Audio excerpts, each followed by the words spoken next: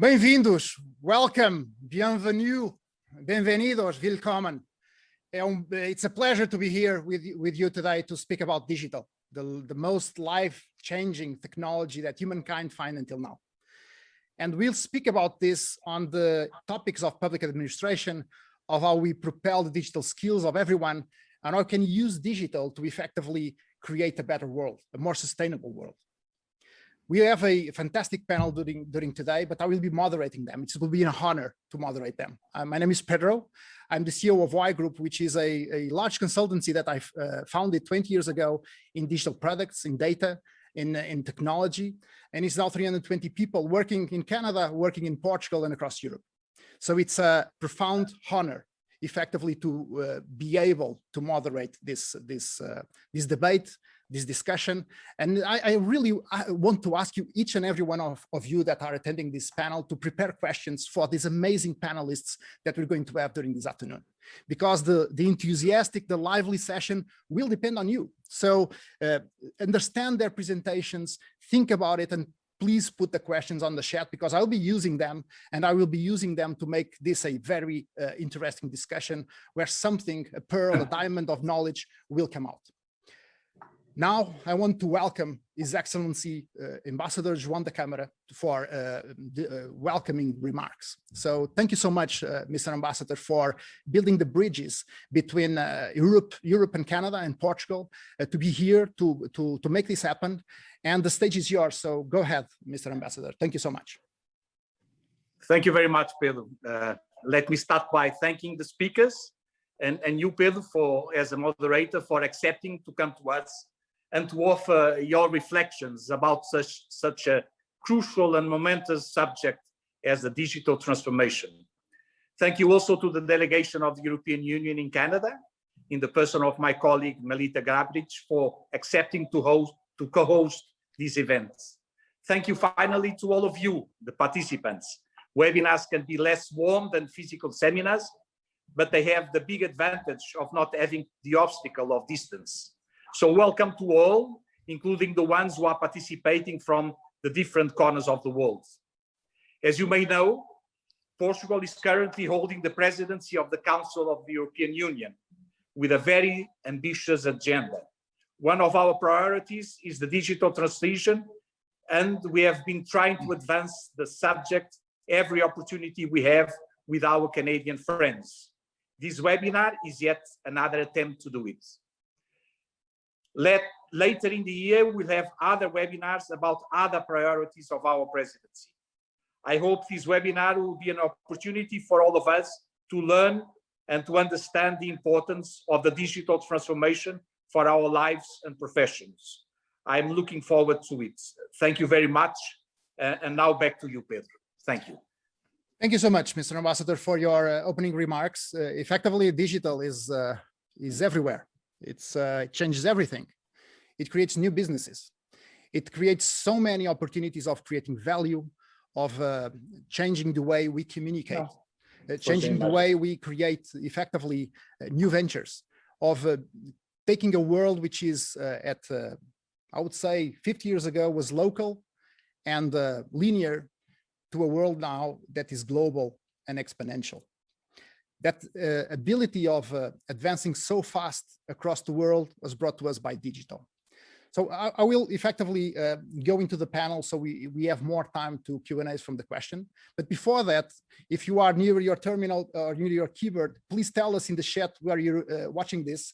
I hope a lot of people from Canada, a lot of people from Lisbon. Just put on the chat and say where are you watching this.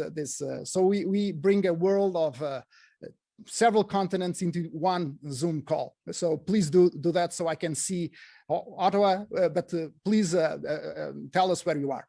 So this panel will be about university development of digital skills, the best digital practices in public administration, and of course, the digital democracy. I would say this word, this phrase is the most important we can see, but we'll discuss this later. We'll have with us Vander Jesus, Executive Director of Portugal Digital.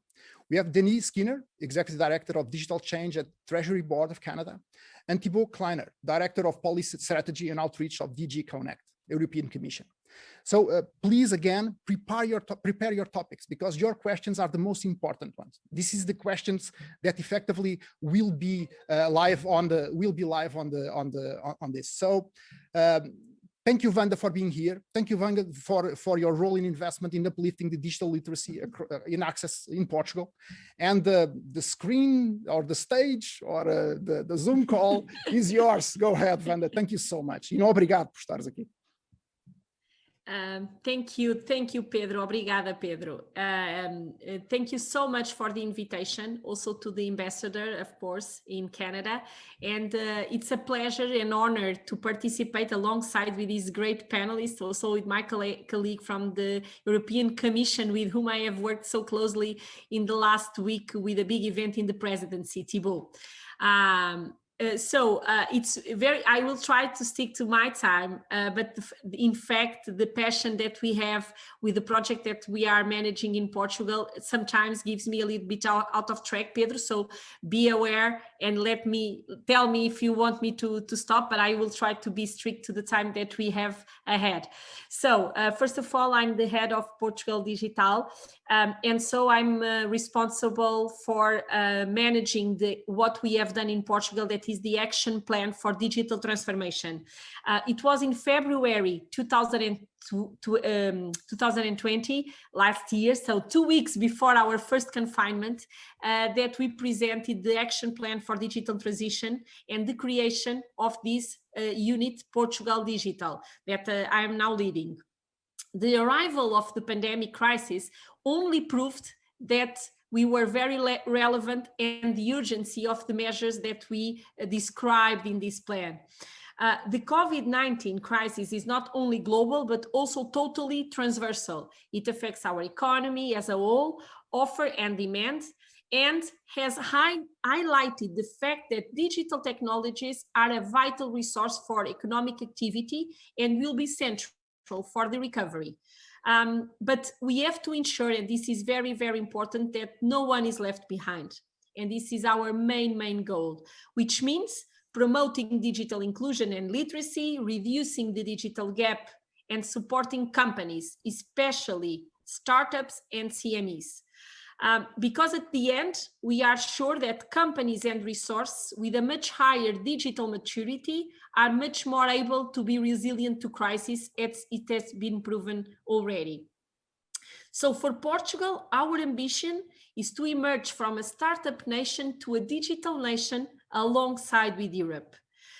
So in our view, digital needs to cover all the dimensions of the society, and believing in this on a planned disruption in an agile mode, to connect with my colleague, we prepare the plan based in 3 pillars. So people, skilling and reskilling throughout the lifelong learning cycle, and digital inclusion of the population, businesses, the digital transformation of businesses, and the state, the digitalization of public administration, which will all bring together. Additionally to these 3 pillars, and we started with 12 flagship projects that are now have grown to 25 projects, with also some catalysts initiatives.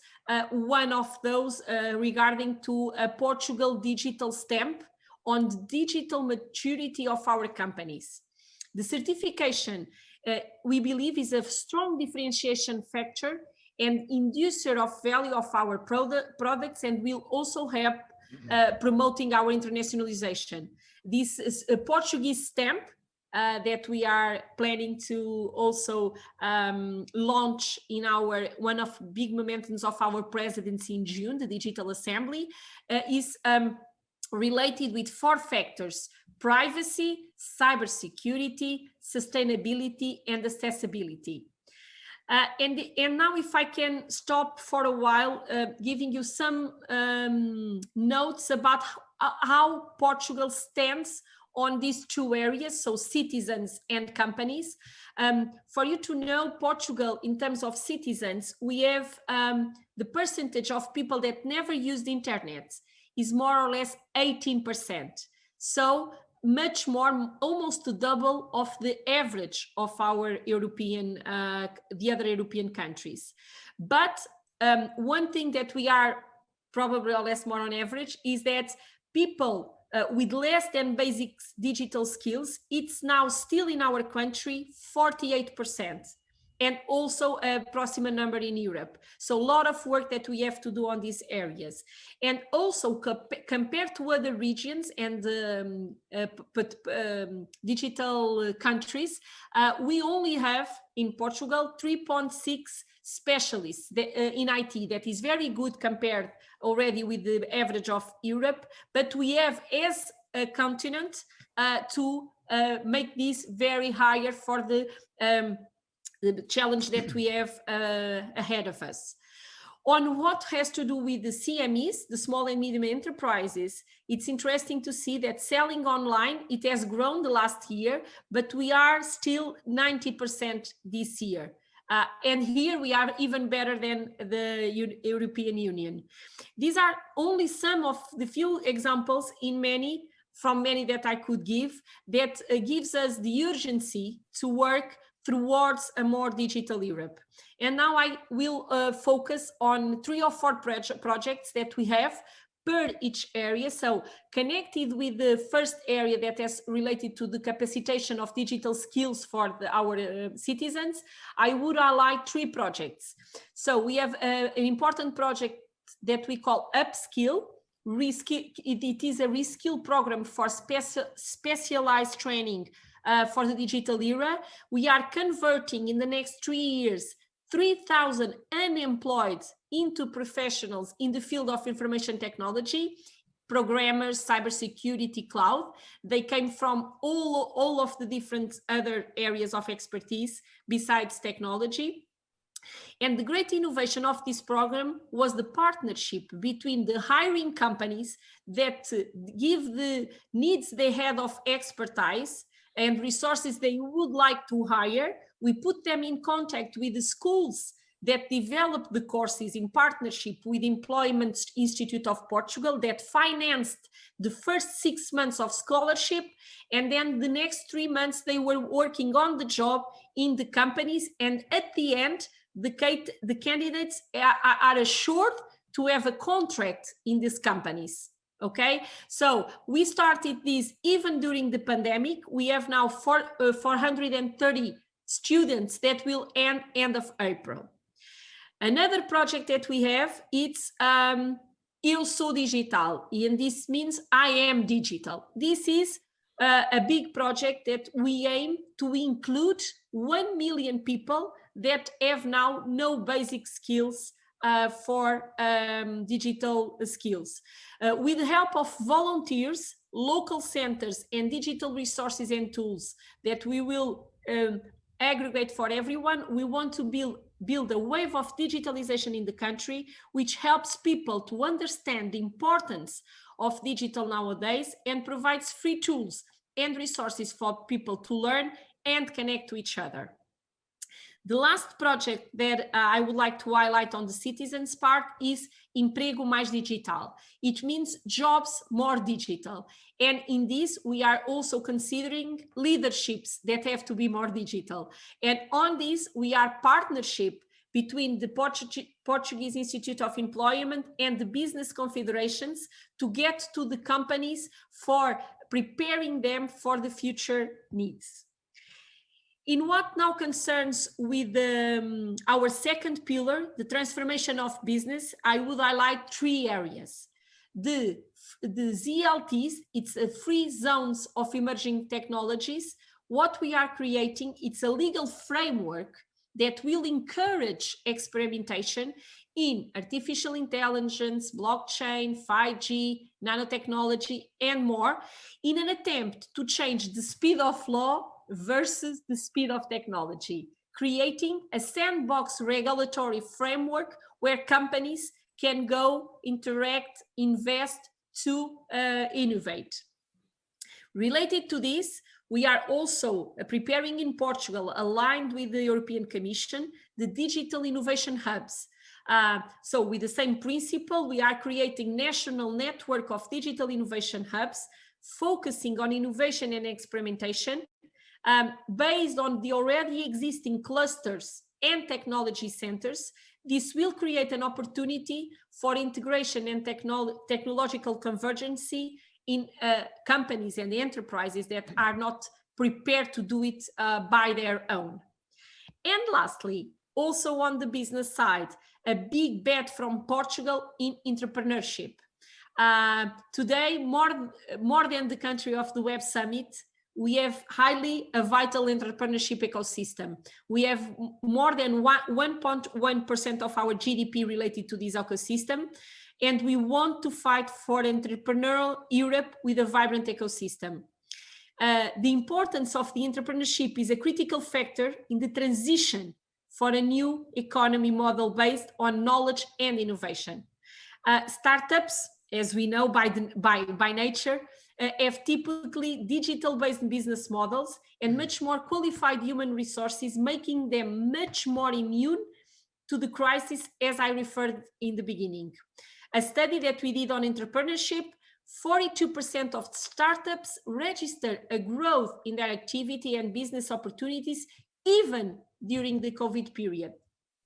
And still to end, regarding with entrepreneurship, last Friday, as I was saying in the beginning as well, was a very important day for the Portuguese presidency that we organized with the European Commission the Digital Day, where several declarations were signed, but I would like to emphasize the European Startup Nations Declaration, which led us to announce also last Friday that we will establish in Portugal a European permanent structure for startups that we gave it the name of Europe Startups Nations Alliance, also to drive this European Startup Nations based declaration.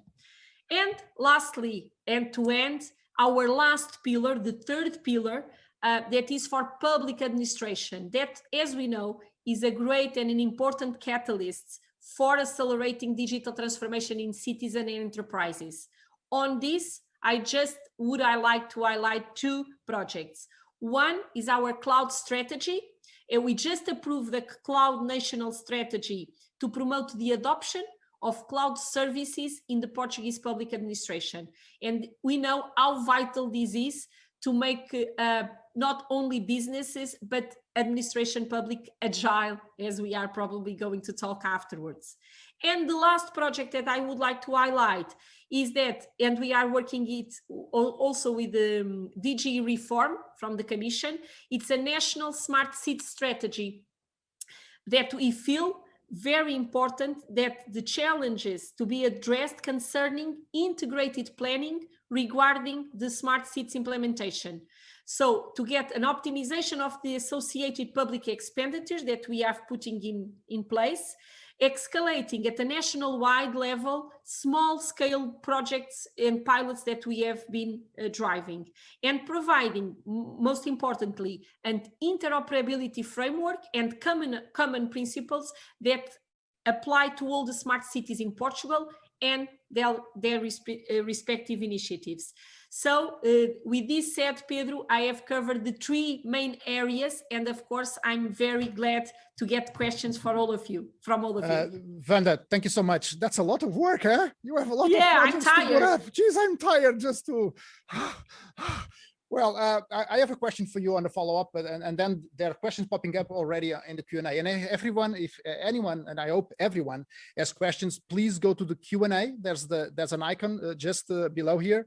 There's a Q&A, so go there and put your questions, because I will use them to effectively make an enthusiastic discussion around this.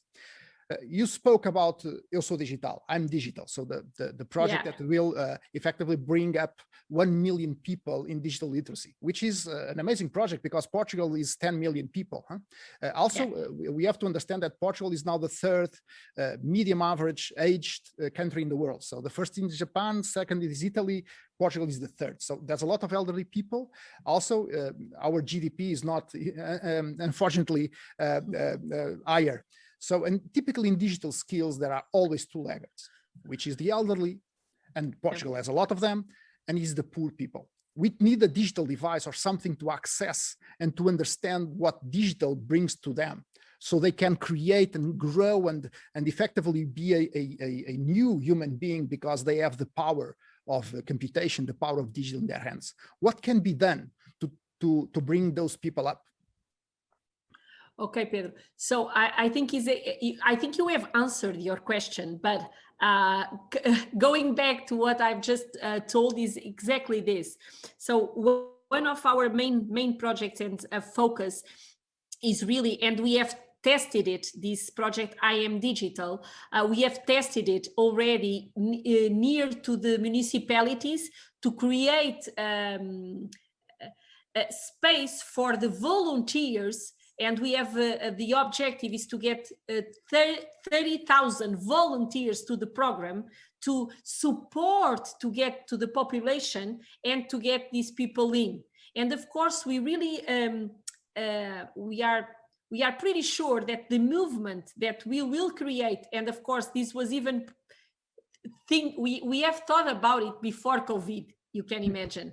So this project was already in our thinking even before. Now, with what we have lived in the last year, I really believe this kind of projects with this kind of dimension that aggregates all the stakeholders that live in the regions are very, very capable of bringing and getting back to a point where we don't have like 18% of our population out of the possibility of interact of public services or companies that only have relationships that need digital interaction for them to occur.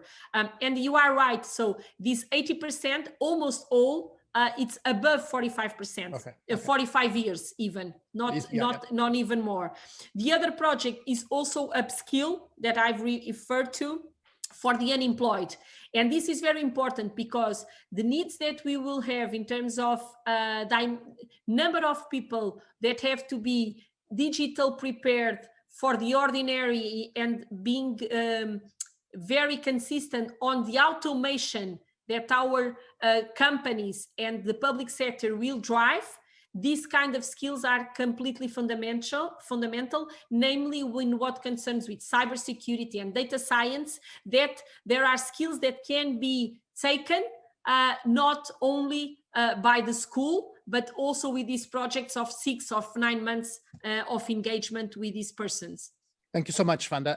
Effectively, it's genius to have crowdsourcing of teachers that do digital literacy training across all the ones that are lagging behind. So it's genius because crowdsourcing is one of the tools that digital enabled a lot of companies to grow really fast in terms of understanding of translating, of doing machine learning. So crowdsourcing is effectively something that is not used to teach people, and it's genius. So thank you so much for sharing that, and thank you so much for answering the question. I'm now going to ask Denise Skinner, Executive Director of Digital Change of the Treasury Board of Canada, Secretariat.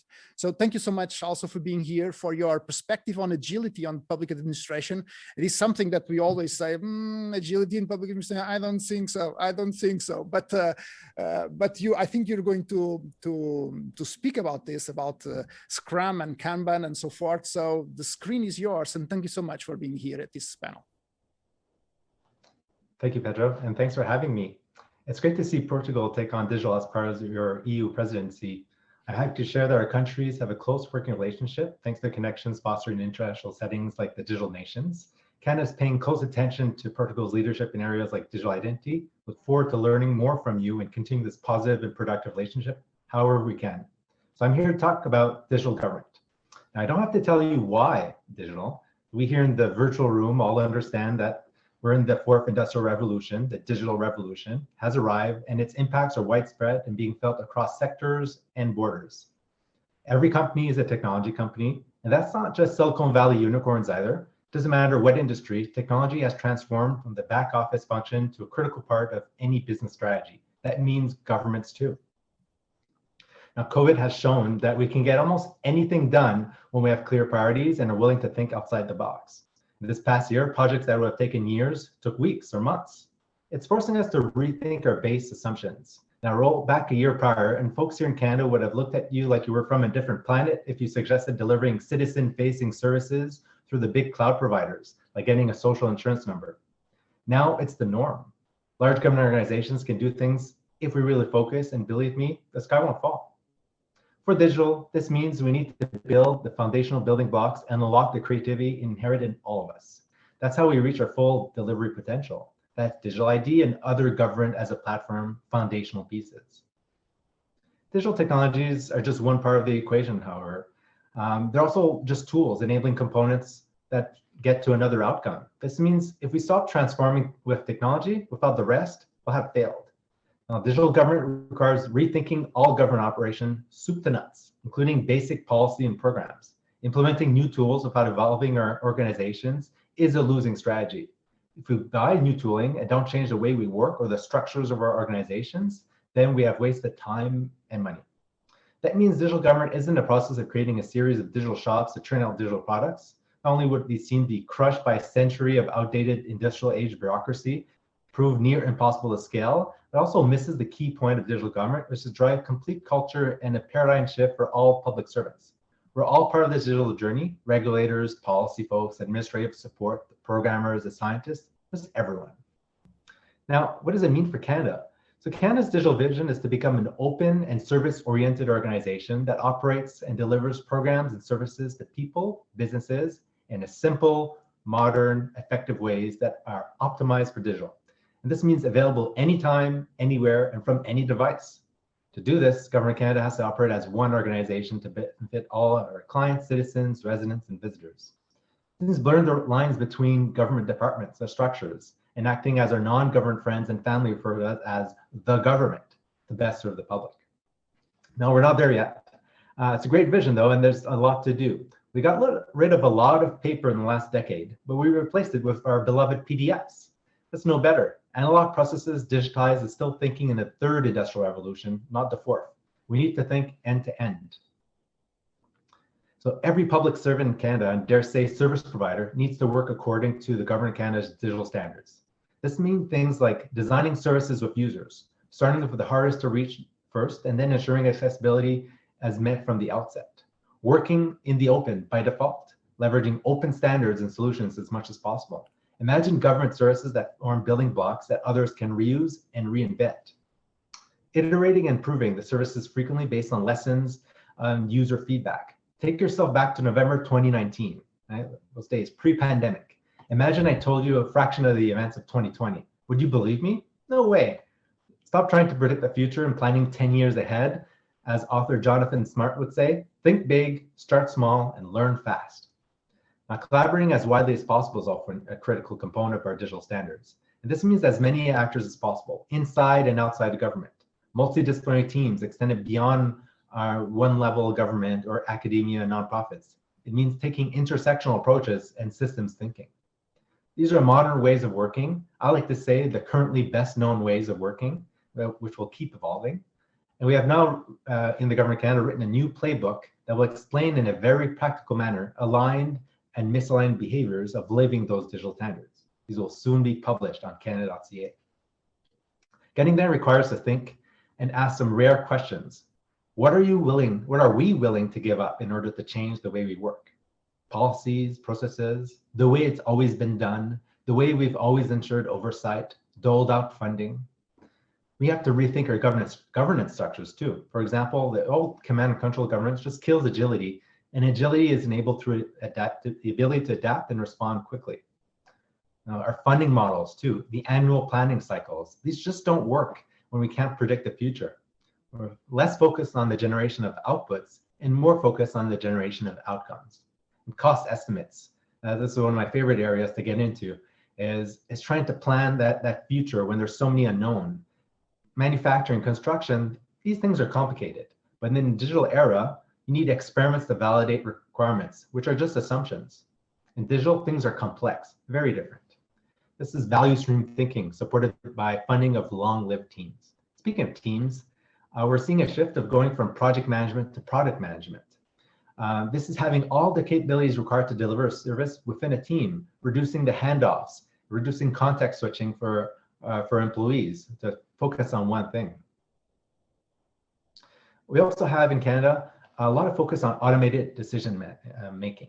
So as you know, COVID-19 accelerated our digital transformation, and that includes the use of responsible AI to support sound decision making. For example, we harness the use of AI to reduce manual processes and leverage data visualization to support decisions. Now, we strongly believe that adopting innovative technology does not need to come at the expense of protecting the privacy of Canadians. So as we develop these AI systems, they're guided by clear values and ethics. We've developed an impact assessment tool to make sure that we safeguard the misuse against the misuse of data, especially on equity-seeking groups, and ensuring that we eliminate bias in the data. Now, our vision. Ultimately, our vision is every Canadian will be able to access better federal services anytime from any device. To get there, we have 4 key areas of focus. One is modernizing the way we replace, build, and manage our major IT products. So getting rid of that technical debt. And then improving service through implementation of government as a platform, things like digital identity, messages to users, better forms to collect information. Implementing also an enterprise approach, developing and strengthening our centralized direction infrastructure tools. So supporting ministries across horizontally. And then finally, overhauling our institutional barriers to change that have held us back. It's time to let go of those industrial age ideas and embrace new ways of working. So one thing's for sure, we can only do this by working together. So thank you, and looking forward to the discussion and the questions. Thank you, Denise. I'm always crying because you spoke about 2 things that effectively are very different in a digital transformed, I would say, society.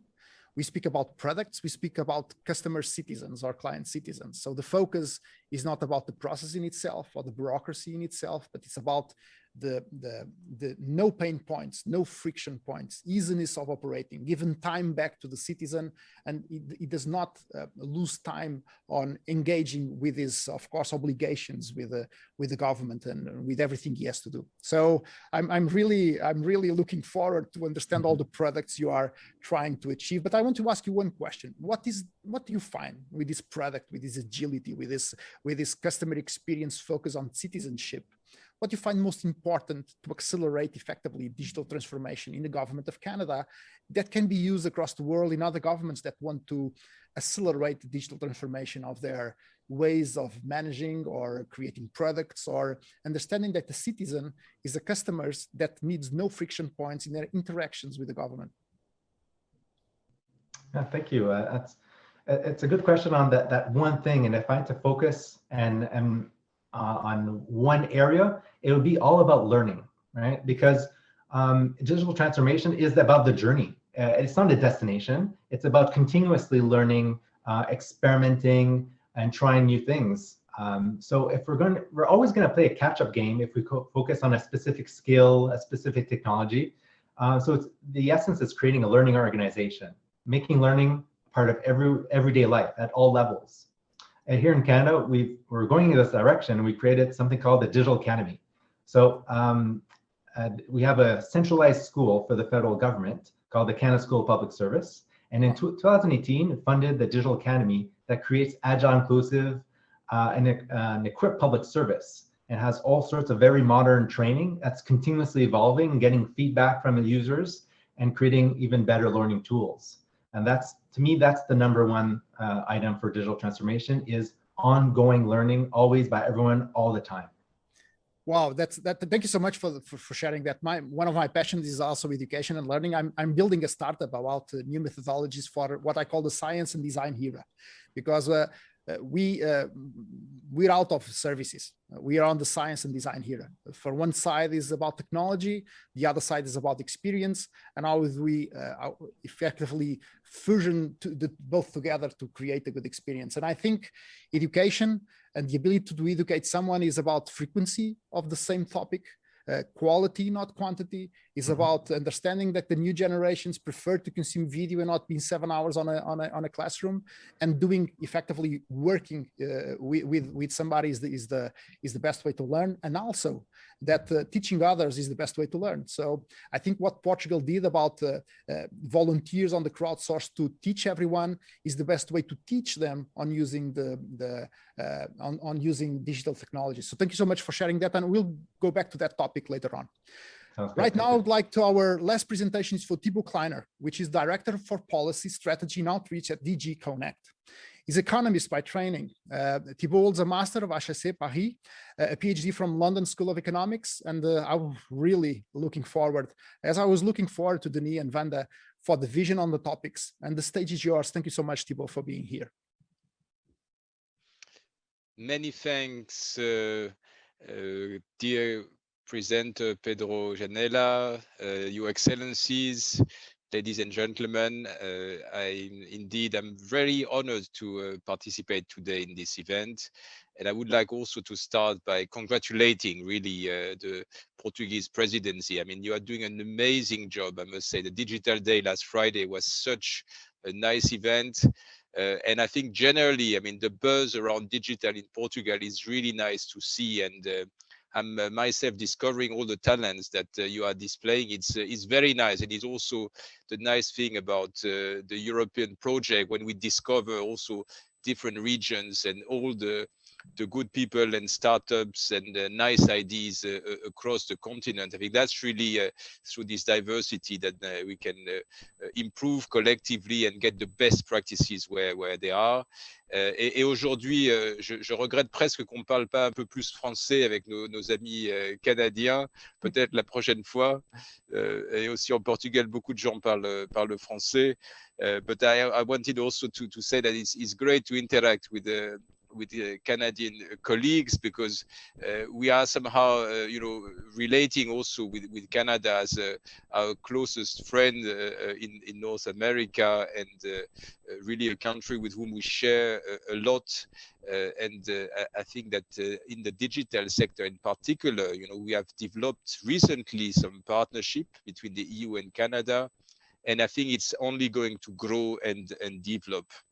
So today I just wanted to flag a little bit, and I don't want to take too much of your time. I think the previous presenters made already extremely relevant points, but at the EU level at the moment, it's an interesting moment. We are launching, I would say, new initiatives in digital, because COVID has shown really that this digital transformation is accelerating, and that if we are not vigilant, the risk is that it will not develop according to our preferences, our values, but it will be something that somehow we just consume. And we think in the EU that actually we should shape the digital future and make sure that the technologies are also reflecting our preferences and the preferences of our citizens, because we believe that not everything is written. I think that Denise was very eloquently explaining how you need to learn by doing and experiment the journey towards the digital transformation.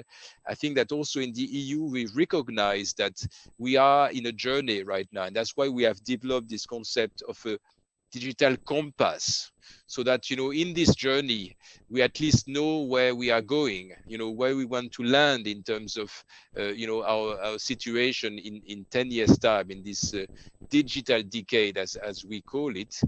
What we want to make sure is that the digital transformation leads to a world where humans are the center, and that machines and algorithms are helping us and not deciding for us what to do.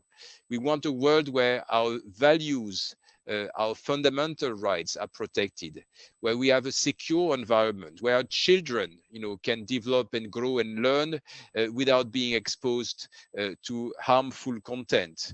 We want a digital world where no one is excluded. I think that Wanda said how many people have never been on the internet. I mean, this is not acceptable.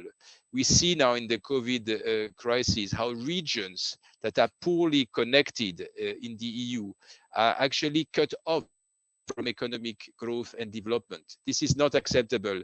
The European vision is a place where digital is empowering our citizens, is a place where you have innovation, but you don't have divides, where everybody has a chance to be in and not out. And that's what we want to develop further. We want to make sure that we shape this digital transformation so that it is embraced by everyone. So we wanted this juncture, and also because COVID has made the digital transformation so obvious, so prominent in our everyday life, we want to have a debate, we want to have a movement, we want to have citizens telling us what they want, and we want to make sure that we promote actually digital rights somehow, that we have a situation where everyone can expect a certain parameter around the way this digital transformation is operating. And this is where, this digital compass communication that we adopted 2 weeks ago is, I think, an interesting feature, because it's opening really now this public debate, and it's also putting forward, some values, some principles that we would like, not only Europe, but actually the rest of the world to engage with. And we want to make sure that we have a transformation that is also something that people understand. And in that context, our compass is around 4 dimensions, and it's very close to what Wanda was already saying. Skills in the first place, because this is where it starts from. If we do not manage to not only educate the new generation, but to re-skill those that are already in the labor market, we will simply not make it. So we have set a target of 20 million of ICT specialists by 2030. We are at around, almost 9 million today. So it's a lot that we need to do to reach this level, but we believe it is manageable if we organize ourselves. And we want really there on skills to have a big push to make sure that it's not only about the transformation of the educational system, but it's also about all the population actually having basic skills, and also the specialists really forward in and very strongly developed.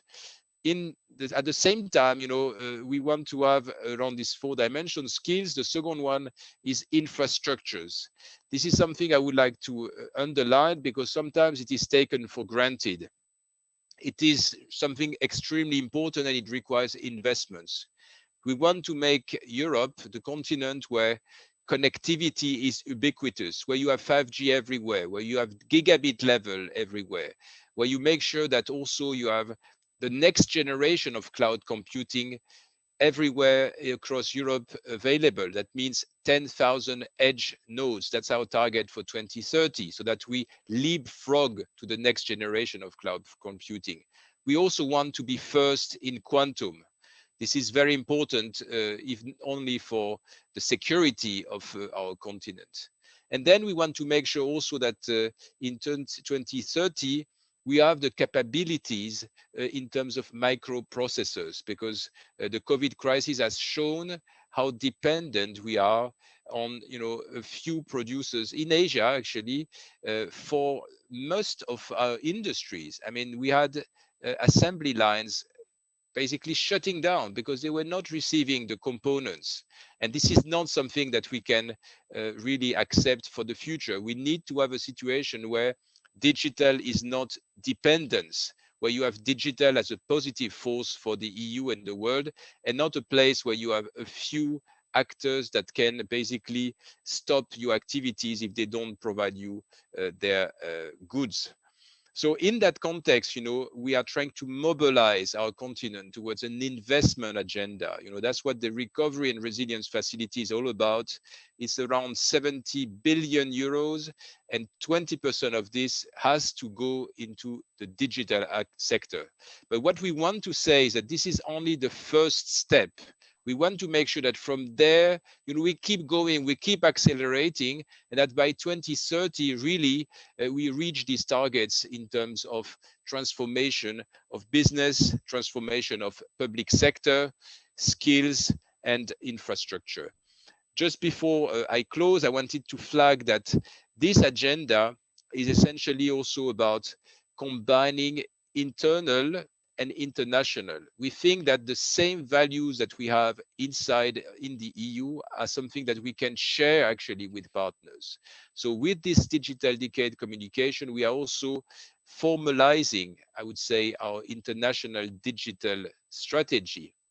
And here really, Canada is for us a very close partner, and we would like to make sure that we can work together there and engage in promoting a vision for the digital transformation that fits our common values, that fits what we want to get out of these technologies for the benefit of our citizens, but also of our partners, because it's not okay when some platforms can decide instead of their users. It's not okay when you have situations where some governments are trying to prevent an open internet to unfold. And we need to act at this moment in time, because if we are not vigilant, what we take for granted on the internet may be taken away. What we think is the one World Wide Web, which is across borders, may be suddenly subject to silos because some governments around the world prefer to have control and suppress freedom of speech. So that's where the EU is actually calling for a coalition of like-minded partners to make sure that together we can act around the digital transformation, so that we make sure that it follows democratic and openness and really these values that we support, and so that we team up to avoid that in the future what we take for granted is taken away. To conclude, we are at the moment as an interesting juncture. Europe, but the world is experiencing how fast the digital transformation is moving. We want to make sure that we close some gaps, and we also want to make sure that we build these global partnerships that will make us collectively stronger, and that will help that we promote a vision of this digital transformation that is something that we embrace and that empowers our citizens. Thanks for your attention. Thank you so much, Thibault. It was I'm excited to see all the passion that you have on building the pillars of a better, more inclusive, I would say more NBA-based society based on digital across Europe, and the topics you put on understanding that we cannot live without microprocessors or on a good infrastructure, but also, and of course, with 10 million more people trained in new skills, it's an amazing vision. Thank you so much for sharing that. I have a follow-on question for you, which is about some of the topics you pinpointed, and I want to thank for some of the things that the G-Connect is doing. And democracy, as we know, starts with free press, starts with access to truthful, based on facts, and based information. And we have a society nowadays that a large majority of it access information through artificial intelligence algorithms. And sometimes it's very easy to fool those algorithms. So and those algorithms or those platforms, Google, Facebook, for instance, took the air out of the advertising ecosystem, out of the local media. And the local media is, I would say, the fourth power of society. What can be done to protect our democracies? What can be done to inject that blood of balanced advertising and free speech into our local, I would say, mindsets again? Thanks, Pedro. I mean, that's a big question. I will try to slice it if you allow me. Just slide it and answer once. I know. It's in 2 or 3 elements, because I mean, clearly the platforms today have grown very fast, and we are reaching a tipping point, really. I mean, that's very much our analysis also from the EU. We find that we have a situation where you have, in a way, what we call gatekeepers in the digital sector. That's actually the reason why we proposed very recently the Digital Markets Act and the Digital Services Act, which are actually 2 pieces of legislation that are meant to exactly address some of the situations you were describing in general in terms of the position of platforms, and that really we think with their role, they have also special responsibilities. You know, you cannot just hide and pretend that we are mere conduit, where you're actually influencing almost like an editor what is actually proposed on your platform. So that's what we are trying to do with these legislations, try to create a situation, and it's really based on a gradual approach. I mean, the bigger you are and the more you have really established and entrenched influence, the more responsibilities you should have on what you do in terms of illegal content, in terms of, you know, hate speech, for instance, in terms of specific element on your platform.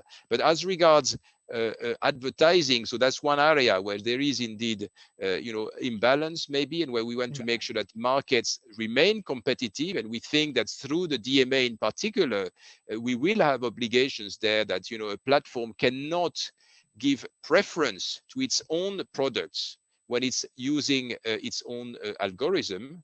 Mm-hmm. But there is also a different element here that you were raising. It's also about, you know, freedom of speech and somehow almost journalism. And this has to do really with the democratic process. And what we try to do in the EU is to fight against disinformation and also to support journalists as a profession. So we are trying really to promote through funding, but also through specific schemes, support for the work of journalists and support really for media freedom. So I think that would be my answer in two Thank you elements. so much. Thank you so much. And I will continue with you on the first question for the panel, but I want to bring in Wanda and Denise to this panel discussion. Please continue to put questions. There's a lot of them. There's a lot of questions already on the Q&A panel, but bring them on. We're going to start now a three discussion. I will start with you again, Thibault. I know there's really a question I would like to put. Is one of the key issues I would say is the citizens of Europe don't understand Europe as a government, as a government body. So how can we use, or if we can use, or there's some plan around this to make the first, I would say, continent or federal state or something that uses digital democracy to approach the citizens from the central government? And if there is any view, Thibault, on that topic, because I think you're on the right place at the right time to create something that does not exist in any part of the world. Go ahead, Thibault. Thanks for your question. And it's true that, I mean, the European Commission somehow is kind of the government of Europe, but the EU is not, and not yet maybe, you know, a state as such. I mean, we are a very innovative construct. And we still have to justify our existence every day almost. And I think that's the challenge for the EU. You know, we don't have universal support. I think let's be realistic as well. There are still people who are asking the question, you know, why are you there? And what is really the benefit of the EU? I think that after Brexit, we had really quite a traumatic experience. I think the UK has realized both the benefits of being in and also the costs of being out in a way. So we have to continue this journey, but we also need to make sure that what already is available is better known, because in fact, the EU has today already a mechanism for citizens' initiative. It is something that exists for the past 4 years, where, you know, you can, as a citizen, if you manage to have more than 1 million supporters, launch an initiative. So it's direct democracy somehow. You can launch a new initiative, and there's been the first one recently that was that led to effective EU regulation. That was the right to water. So this was citizens, you know, I think it started in Spain actually. They started this initiative saying that everyone in Europe should have the right to access drinkable water. And they started, therefore, you know, this petition, this citizens initiative. They collected more than, I think, 5 million supporters. And this was enough to then go to the Commission and say, look, this is something we would like you to initiate. We looked at it because you have to evaluate if it's just a bogus idea. We found that this had merit, and we did actually a legislative proposal exactly on that, which was in the end approved by Council and Parliament. So in the end, you know, through this, this is just one example, and I think on digital you could have more potentially. This is possible in the EU. Maybe what we should learn better is to, in fact, communicate about what we are doing. I mean, too often it's true, I think, that the EU, we don't have a European media. We only have national medias in Europe. So it's difficult, you know, when you pick up the phone to have someone who is actually looking at you as Europe. You need always to go through the middleman. And, you know, the middleman, what they tend to do is to say that everything that is good, they did. Everything that is bad, it was in Brussels. You know? You're right. You're right. And I think the question about communicating is very important. I think people don't understand that or they don't think about this often, is that Europe is a nation of a lot of languages, and language is a divider somewhat. We are speaking in English. Of course, there's Ireland, but they're speaking in English in a country that is not in Europe right now. Is the way we can communicate. And I think as digital advances, we are reaching in 10 years' time real-time translation services that we can speak in one language and always listen in our mother language. And digital will solve the problem. We're 10 years away from this. But I would thank you so much for that vision. I have so many questions to you that you cannot believe. But I would like to ask Denise about. He spoke about this, so I just want to go deeper. Digital needs new forms of management. You can call it Scrum, Kanban. You can call it, I would say, extreme programming. There's a lot of agile management, and it's becoming de facto standard for anything that wants to be digital. It's not about top-down, because top-down was invented to effectively manage people with low education. We now across Europe have highly educated, highly capable people that know how to think by themselves. And the management on the old standards, you do this because I command, it's impossible on a digital ecosystem where everybody knows and has access to almost anything. So how do you see public administration embrace a totally different approach where waterfall and top-down management still rules? And how can you focus effectively on the customer, on the citizen, on the clients, as you saw, as you said on your presentation? Yeah, thank you, Pedro. Yeah, the frameworks, you could Kanban, Scrum, whatever agile framework you come up with, they have commonalities, and those are the principles that we need to focus on. And if we're not careful about this, we'll end up in our project management state where we're focused more on following the process than what the result is at the end. Which just leads to just failed projects, large investments, and at the very end, there's a dashboard, someone that'll go from green to suddenly red, and then it's all panic. How could this happen? How could we let it happen again? And there'll be auditors will be called and third-party reviewers and evaluate, and then we'll say, okay, we've learned our lesson, and then we'll do it all over again, right?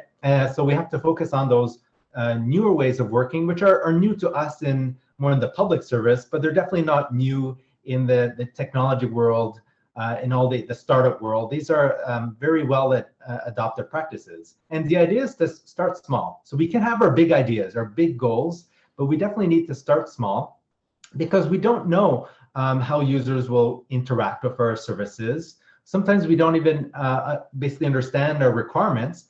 And one of the key, we used to develop these big requirements documents and get sign-offs from senior officials all over government organizations, but really they're just assumptions. We don't know that those requirements may not be fact, and we have to test them out. And we can't test them out with a proxy of our end users. We have to test them with the actual end users of our services, right? With real people, and not people within our organization, but outside our organization.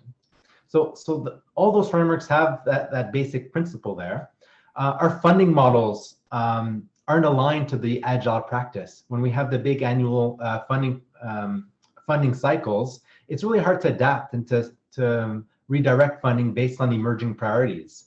But in an agile way, we could, if we focus on the outcomes and the value streams tied to those outcomes, then we can decide, oh, let's reduce the funding in this outcome. It is less important to us today, and increase funding in another outcome. and this funding tied to teams rather than projects. So when we're funding teams, the teams continue iterating, testing, working with citizens over time, and then demonstrate their progress on the outcomes, not progress on a documentation developed for a gate. And this is where we're going to see the results. From a leadership perspective, this changes the way that we do governance and the leadership styles. It becomes servant leadership. So when we have government meetings on investments, we start talking about, hey, as leaders, what can we do to remove the barriers of the on-the-ground team that really understand the user issues? What do you need from us? Instead of the top-down approach, and let me tell you what you need to do. We don't know anymore. There's too much separation from the day-to-day realities to senior levels of management. So servant leadership approaches are very different. Well, instead of looking at dashboards at very high level, risk registers that people enter risks and never revisit them ever again. The biggest risk I saw somewhere on a tweet is that we'll never revisit this risk register ever again. All right, so instead of focusing on that, we focus on the progress. So how many transactions now are being performed in the new system? What is the user feedback telling us?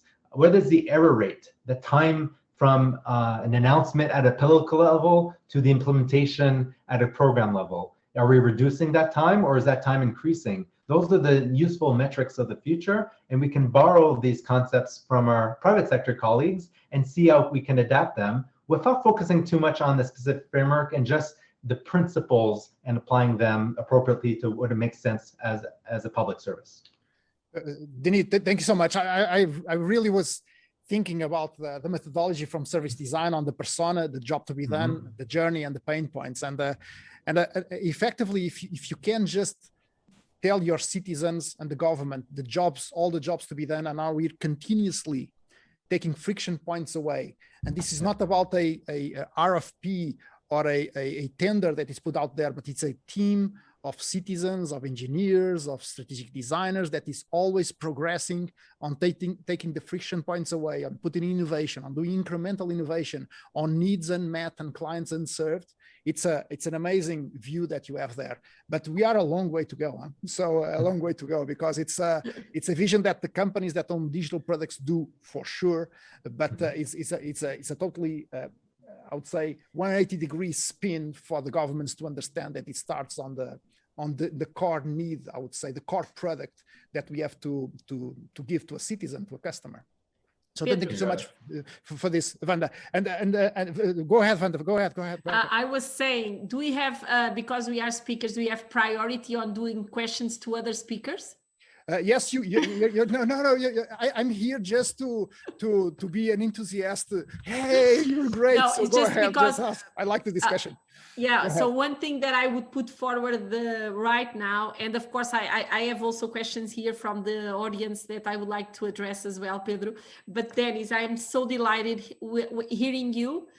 Because I also came from the private sector. So I was like, oh my God, yes, this is what we need to do. And I'm trying to explain.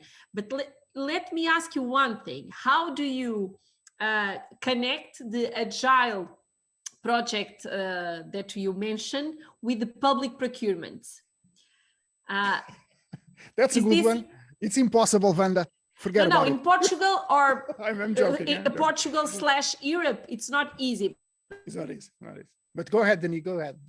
That's a good question. Amanda, that's an interesting one. I don't think we have it figured out, but definitely it is incorporating those agile concepts into the procurement process, where we used to write procurements with. I remember doing this myself 10 years ago, where we had a 1,000-page RFP, and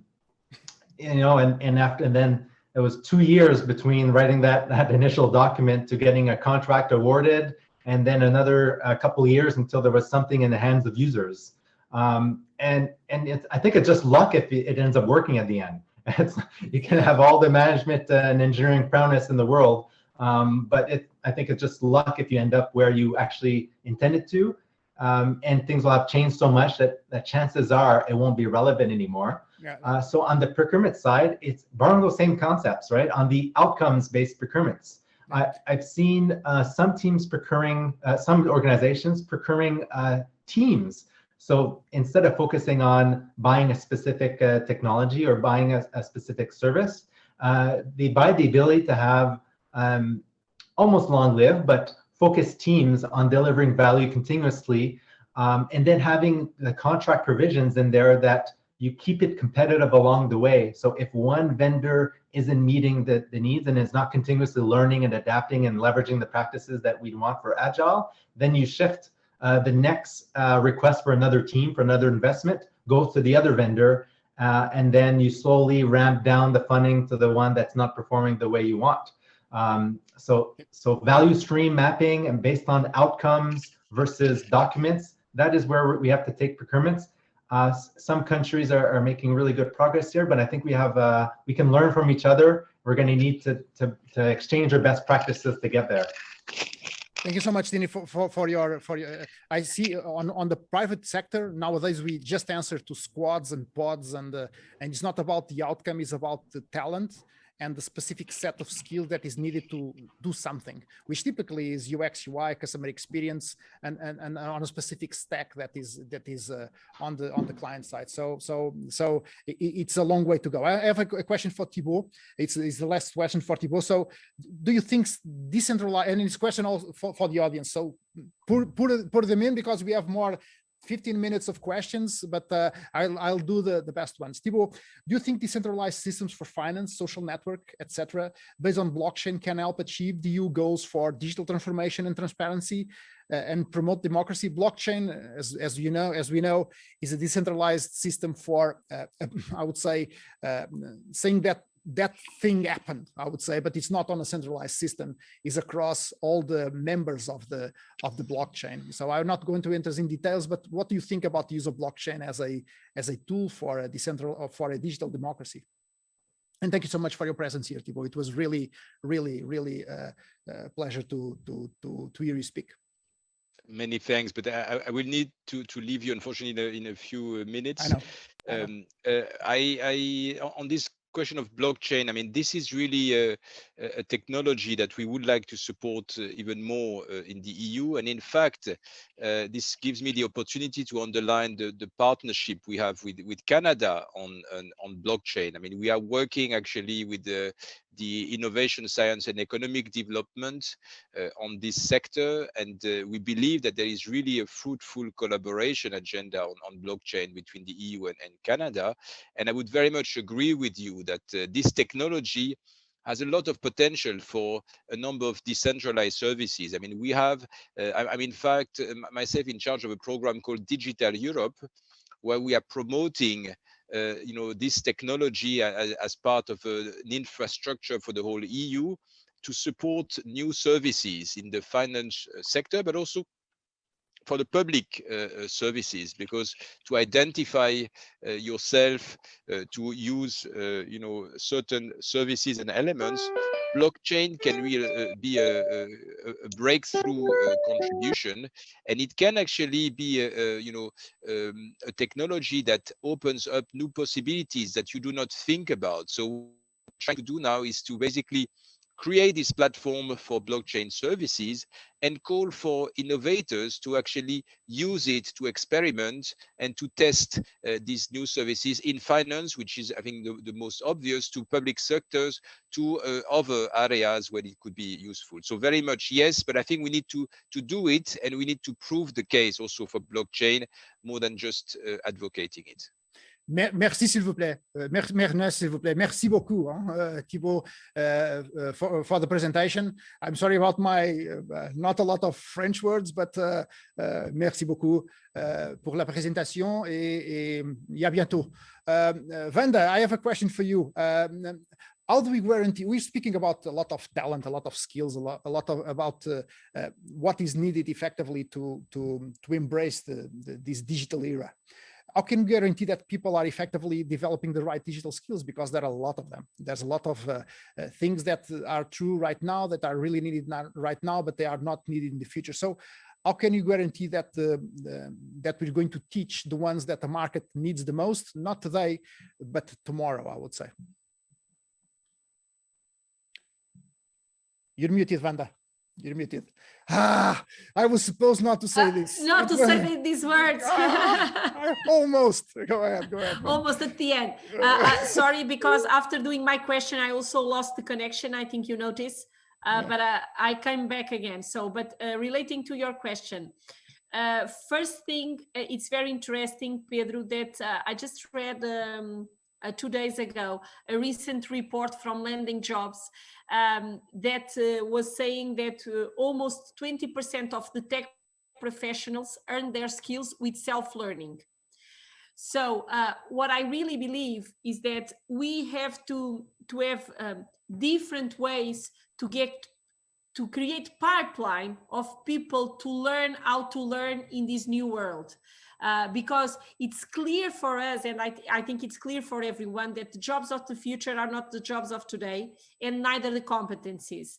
And it's getting hard because companies often come to us asking what, so we say that we should ask companies what they want to learn and what their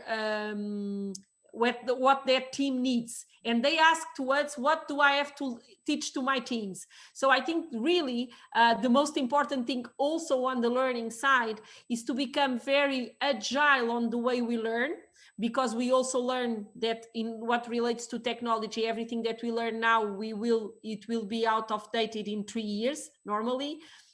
So it's very important that we change the spirit of long life learning. So keep that everything like medicines are used to, we will learn all over every time during our lives. So it's very important to put these ideas on the leaders' culture and way of doing business that is much more than creating or preparing persons for a job as used to be in the past. So what we are doing in Portugal, we are working very closely with the Vocational Training Institute in Portugal to address and to keep updated the skills either of the school, of course, but also the training programs for the adults, to keep them updated with the things that we know we will need, but not only for a technical perspective, but from the point of view of mindset and learning how to do it and how to work in this new world. I really think this is the right way to go, because if we just go for a list of things that we have to do on the next 3, 4, or 5 years, we will probably be misled, because it will change in the way we are doing it. And Pedro, just what to answer to, I think it's Gina that were doing some questions on the Q&A, just saying that one thing about the Emprego Mais Digital is for private companies. So it's really for private, not for public employees. And the program Eu Sou Digital, it's for people then usually more than 45 years old. So the 1 million, they are distributed in all Portugal, normally with the ages above 45 years old. And lastly, yes, we are hoping that all the people that are outside of Portugal but want to do business in Portugal, we are creating a program that is e-residency, that will allow for people that are outside of Portugal to connect to services online, and so be near to what we have in terms of companies and services in Portugal. Thank you so much, Wanda. I have a question for Denise and for Frederick Hayworth. Thank you so much for the question. If practice is part of moving forward with digital solutions, there's how do you sell failures? Because in sprints or in scrums, failure is welcomed, and go ahead and fail because that's part of the process. But how we do that in a government where failure is normally implies losing an election? So how do you effectively create a mindset about failure is good when you develop a new solution that effectively won't work because it's the only way to be forward looking? Go ahead, Denise. Thank you so much. That's a very good question from Frederick. On failure, So the bigger the failure, the more it can have impact even on our political leaders. Yes, but that's the key, right? When we have the big ideas, but when we start big too, that's when we can fail in a big way, and that's where we can get in a lot of trouble. Then we have a lot of sunk costs, and then we believe we have this tendency, just as human beings, that we've already invested so much time and money into something. Just put a little bit more in, and maybe we'll get the success that we're looking for. And we just keep going down that hill, and then we get the major failures that are huge embarrassments. And that's when we think, okay, this will be an announcement and it will launch in 5 years, and in 10 years we get the major failures. The key of the learning from failures and making it an acceptable practice is to have them smaller, and by driving shorter term experiments where we're iterating. So we start with assumptions, we test out with a small group of users, and then we see what works and doesn't work. The example I like to use is something that we're all paying close attention to, and everyone's an expert these days, is vaccines, all right? So we don't start with rolling out a vaccine to the whole population all at once based on one bet, right? So companies, researchers start with a lot of experiments, and then they have promising candidates that they test out. And then when those tests out work well, then we test those out with a small segment of the population, right? We have clinical trials. And when we see results, then we go to a bigger portion of the population. So if we can do this with drugs and vaccines and things that go into, that impact people's lives, why not government services, right? Why is it, we can fathom doing it with things that are life-saving. Well, we can do it with employment insurance. We could do it with a new program for funding of a specific area. So we have to, let's not do always everyone at the same time all at once. So there's differential rollout is a way that we can have smaller failures, learn from them. And then when we see a candidate that has potential, then we scale and invest all in that one because we can see the success. And an example that we can use is just the vaccine programs, and we're seeing it now. It's what we call the double diamond. So you try to find the problem, you try to think a solution, you think exponential, then you do a prototype, you test it out. If it works, let's run with it. So it's exactly. Again the digital mindset of a startup. So there was a point that Thibault mentioned, that it was about the right to access water. I think effectively and profoundly that digital is more important than water, because digital is access to knowledge. And if you have knowledge, you have everything. So my question to Wanda is, you cannot have knowledge without an internet connection in a digital device. It's impossible to have that knowledge, because knowledge, access to videos, to teaching, to training, to government, to everything. But there are some people that cannot afford. I think it's a human right to have digital. What's your take on this? Pedro, this is a big worry from our side as well.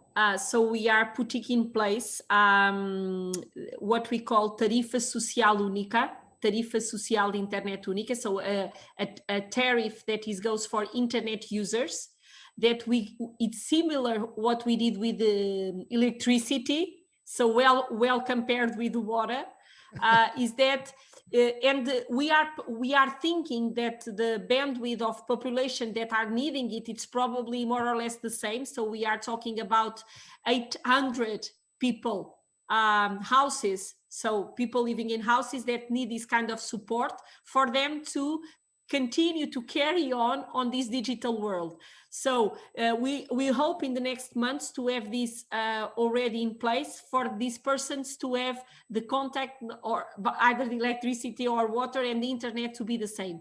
So it's a international service, universalized services of internet for these people that are not able to have it by their own means. That's great news. That's great news. Denise, another question for you. When you speak about interaction between citizens and governments, it seems that our identity card or something that is now, I would say, physical, has to move to digital IDs. And there's a question from the audience, Philippe Denise, almost Denis, but Denise, that says, how can we move a country into digital IDs, something like Estonia is doing, and you can be a digital citizen, but not a physical citizen of a country. What do you think? What's your take in this? Because this, I would say, identity, your avatar, I would say, or your name, I would say, it's very important to everything that follows on after your identity is set on the digital government, I would say. Yeah, absolutely. This is a really interesting question. And our Estonian colleagues are part of a digital nation, so we do speak with them quite a bit and learning from their advancements in digital government. And digital ID, just to start, is foundational. Like that is, if you're going to start anywhere in digital government, it is digital ID. And in Canada, we are not there yet. So we have certain of our provinces have digital ID. And now we're just starting to test them out and accessing, using the provincial digital ID to access the national, so federal services. But we're seeing quite quickly, and we've seen it again with the COVID response, that the countries that had that foundational digital ID were much better able to interact, connect, schedule vaccine appointments, for example, see who already had vaccine history. Certain countries had that all linked to their digital ID, and they were quite effective in responding. So we're seeing digital ID as a platform component that is the basis for then enabling more advanced, more complex digital services. Now, Pedro, on the second portion of your question, you had on the citizen model, where in Estonia you can be a digital citizen and not reside in Estonia. I'm not aware of another country that has this model, but we can see the potential in facilitating travel. So will we be required to have vaccination passports in the future? I think there's a lot of interesting international discussions on this, but also that would be part of a digital wallet, that would be part of a digital ID. So we can see the potential in moving towards that direction. So if it's not of a citizenship type perspective and accessing and starting businesses remotely, like Estonia has been a leader in, there's still the potential in facilitating travel and just business transactions across the world. When we know who the other person is on the other end, it's been validated with a certain level of assurance. So I believe this is a developing area, especially when we're talking across countries, and definitely one to focus on. I know in Canada, it's one of our top priorities, and we recognize the value as a foundational digital government service. Thank you so much, Denis. Thank you so much, Wanda. Thank you so much, Thibault. It was an amazing discussion, and I'm looking forward to be a digital Canadian citizen, and I hope you all want to be a Portuguese digital citizen, because you will have access to the best wine, the best beaches, the best food in the world, and you're becoming a Portuguese. The Portuguese are one thing. Portugal was the end of the world 500 years ago. Europe ended here. So we developed an approach to anybody that appeared. We treated well. We tried to understand what was going to do to us, because we are the end of the world. So now we are the most empathetic people on the planet. That's the most important quality in digital, understanding the other and effectively embrace the other, welcome the other, being friendly with the other, because down in the end, you're human beings. We like good sun, we like good food, we like to embrace people, and we miss embracing people. We're all welcome to Portugal. You're all welcome to be in the future digital citizen of Portugal. I would like to thank His Excellency, the ambassadors on the camera, for doing this.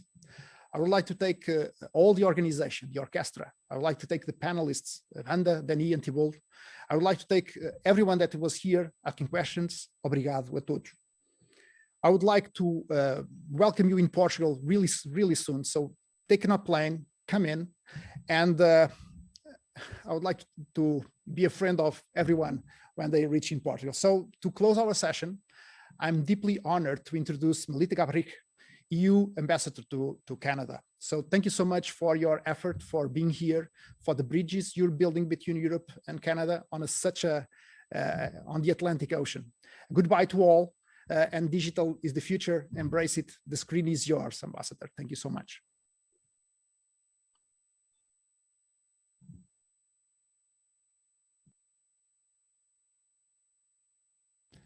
I'm going to say this again, Ambassador Melita, I think you're muted. Oh, God. Hello, so good day, everyone. And thank you, Pedro, for this invitation. It is indeed very enticing to think about the prospect where we can travel again and embrace each other again. I am looking forward to this day, which shouldn't be too far down the road. If you'll allow me to say a few words in closing the digital transformation webinar. First of all, thank you very much, Ambassador de Camargo, for taking the initiative to address this very important issue. And the distinguished panelists that we heard clearly highlighted how important the speeding up of the process of digital transformation is.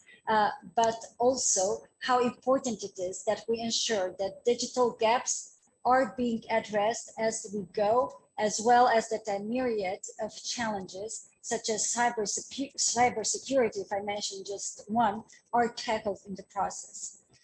It was useful to hear where we stand on different accounts in our efforts across different jurisdictions. I have here some data that shows that the COVID pandemic showed that,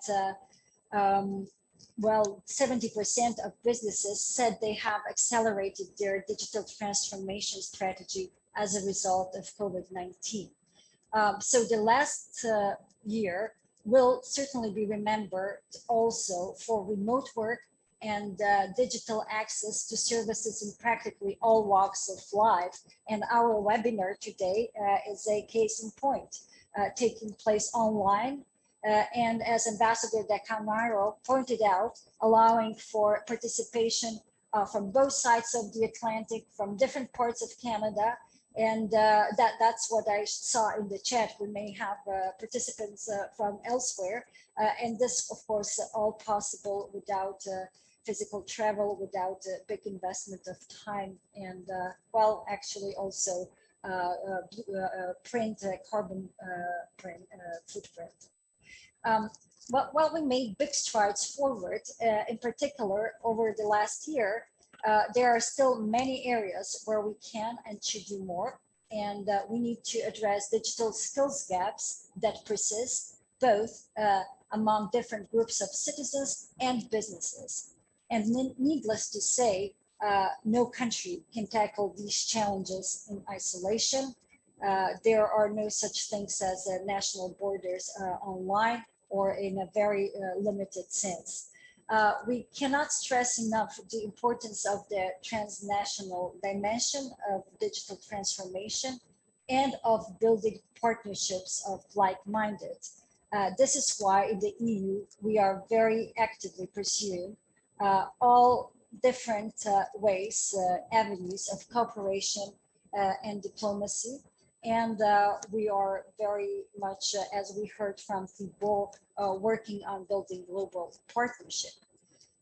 In an open digital economy, partnerships help us fast forward the development of technologies, which can also hopefully become global solutions. On the other hand, partnerships also create an open space where we can promote common digital standards and advance mutual priorities. As the esteemed speakers have highlighted before, the EU partnership with Canada is very solid, and it is based upon shared values of ensuring that tenets of democracy, such as freedom of speech, are respected while also guarding against destructive online action and disinformation. The EU and Canada have established a close collaboration on ensuring a human-centric digital transformation. And we are developing joint projects on the priorities such as artificial intelligence, quantum technologies, which were also touched upon quite a bit, the fight against COVID, and the fight against disinformation. And let me mention that last year in June, we started exchanges on the possibilities for scientific cooperation in quantum research. And later this year, we will hold a workshop on the management of digital credentials. We are also working, as we also heard from people mentioned earlier, on blockchain. There is a close collaboration on this aspect as well. The EU recently launched a project to promote the establishment of an international alliance for a human-centric approach to the AI. And Canada is one of our priority partners in this multilateral initiative. All this illustrates our commitment to work together to get the right structures and technologies in place, while also addressing the broader implications with the view of ensuring a truly democratic digital society. Events like this one today are important for advancing our common agenda and for further aligning our path forward, making sure that we all benefit from each other's perspectives. I think that today's event achieved this beautifully, and I would like to once again thank Ambassador De Camaro and the Portuguese Presidency for bringing about this initiative.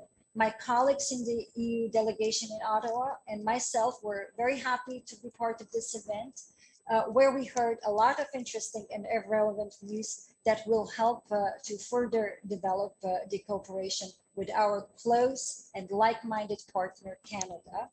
I thank you for your attention. And with this, I give the floor or the screen back to Pedro, please. Thank you so much. It's just to end. Thank you, Ambassador João de Câmara. Thank you, everyone.